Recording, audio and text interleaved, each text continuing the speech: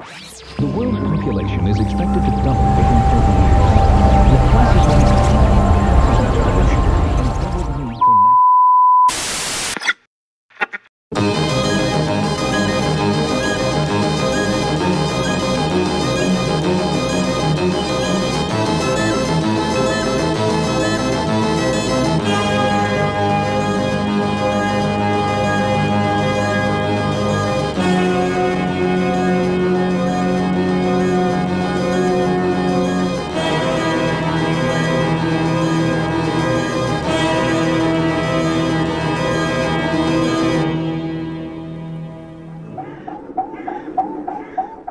Ne vous laissez pas séduire.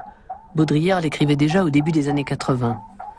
Depuis, de nombreux livres et essais traitent de la disparition du monde réel et d'autres phénomènes sociaux extrêmes. Donc, je voudrais bien prendre une photo.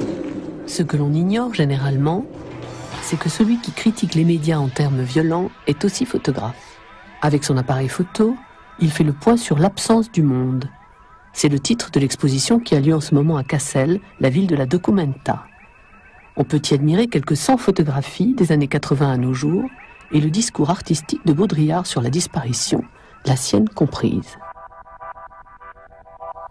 Derrière la plupart des images, quelque chose disparaît, a écrit Baudrillard, quelque chose d'unique. Le calme, le secret, la mort.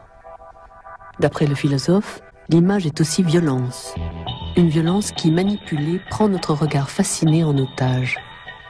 La violence des images tient à ce qu'elles font miroiter un monde où tout semble toujours actuel et maîtrisé. Bien que les images montrent tout, il n'y a pourtant plus rien à voir, dit Baudrillard. Comment pourrait-il s'imposer face à ce désert d'images ? On a éliminé l'absence. Bon. Or, les choses n'existent jamais dans cette identité totale, cette présence à elle-même. Elles sont en même temps présentes et absentes à elles-mêmes. Bon, le monde aussi, pris dans sa radicalité, il est à la fois présent et absent. Donc, étant donné que la présence est dominante, le rôle de l'image à ce moment-là, c'est plutôt d'aller vers l'absence, c'est-à-dire de donner, pas de témoigner, mais enfin de rendre compte un peu de cette absence qu'on oublie en général au profit de la pure présence, quoi.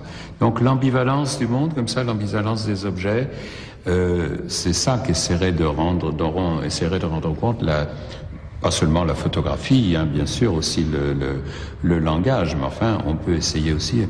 Voilà, on a lutté contre une espèce de présence exagérée, de présence extravagante du monde.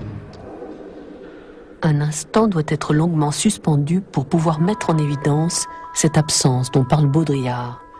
On peut le faire en prenant une photo, par exemple. La photographie est tout simplement l'outil idéal pour faire disparaître le monde. Toutes les dimensions du monde réel sont annulées dès l'instant où un sujet est impressionné sur la pellicule. Odeur, poids, densité, espace et temps, et d'après Baudrillard jusqu'au lien sensitif avec son existence passée. En effet, comme la mort, la photographie fixe la fin du réel et l'objet renaît avec une identité totalement nouvelle et autonome. Les choses exigent désormais leur propre théâtre qui, selon le photographe, ne saurait être ni illustratif ni informatif. C'est pourquoi il est inutile d'y rajouter des légendes. Elles sont ce qu'elles sont, des images.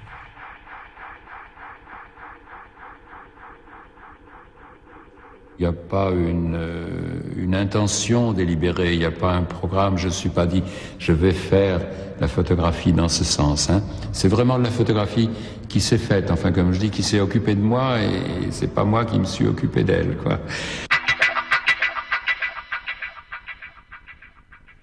L'aventure de la photographie, telle que Baudrillard la comprend, commence dans la tête, intuitivement, dans la mesure où l'on est prêt à inverser les signes de son propre regard.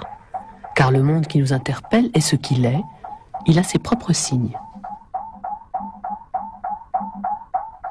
Toute chose a des visions en soi-même, et ce sont elles qui nous contemplent lorsque nous regardons en arrière. Les surprises que ce demi-tour peut provoquer sont considérables. J'aime bien ce renversement des rôles, que d'une certaine façon, c'est l'objet qui se sert de l'objectif, qui passe à travers l'objectif, et non pas le sujet qui impose sa vision, etc., grâce à l'appareil technique, quoi. C'est-à-dire qu'à ce moment-là, c'est le monde qui s'écrit de lui-même. Donc l'écriture automatique du monde à ce moment-là, mais quand même grâce à l'objectif. Hein. Mais dans ce cas-là, la technique, elle est, à condition qu'elle ne devienne pas dominante, elle est précieuse, hein, parce que c'est elle qui aide l'objet à se débarrasser du sujet, en quelque sorte, quoi. La photographie nous montre un monde morcelé, et en cela seulement, parfait, écrit le philosophe. Le langage fonctionne tout seul. Et à ce moment-là, il fonctionne d'une façon magique. Quand on lui a enlevé le sens, hein, l'impératif du sens, de la signification, alors le langage, dans sa matérialité, se met à jouer tout seul. Et ça, là, c'est le grand jeu. Alors, peut-être il y a l'équivalent, effectivement, de cette poéticité dans le monde des images, enfin, dans le monde de la photographie aussi. Et on arriverait à une espèce de langage poétique de l'image aussi, pourquoi pas.